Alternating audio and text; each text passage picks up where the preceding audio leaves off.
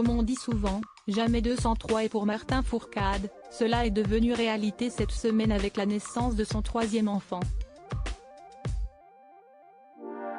Véritable légende du biathlon, le quintuple championne olympique a laissé une trace indélébile dans l'histoire et au moment de sa retraite en 2020, il a pu s'arrêter avec le sentiment du devoir accompli. Surnommé l'ogre catalan, le jeune retraité de 34 ans a pu passer à autre chose et il avait quelques idées en tête pour son après-carrière. Devenu président de la commission des athlètes pour les Jeux olympiques et paralympiques d'été de 2024, il occupe un poste important en vue d'un événement qui devrait faire vibrer le monde entier.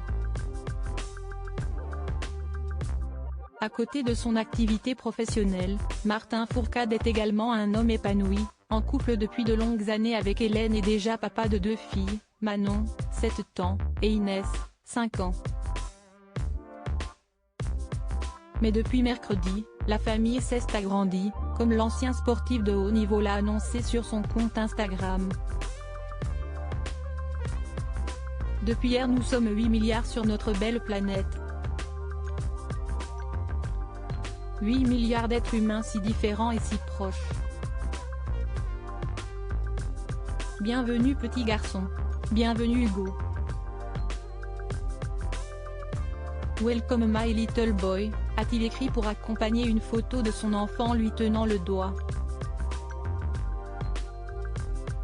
Martin Fourcade profite d'une superbe vue sur le lac d'Annecy après ce beau moment de joie, il a décidé d'amener ses filles faire une balade dans les alentours d'Annecy, où la petite famille réside.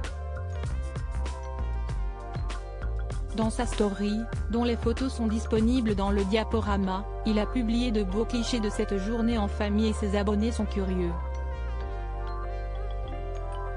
Beaucoup de questions sur ce lieu. Il s'agit de la grotte des Sarrasins au départ de Verrier-du-Lac, écrit-il sur une première photo, avant de donner des conseils aux parents sur la seconde, cependant, à ne surtout pas prendre à la légère. Il y a un passage exposé. À faire équiper avec un enfant. Il a également publié 2 belles photos de cette journée avec ses filles Manon et Inès que l'on peut apercevoir. Tellement cliché, mais tellement beau.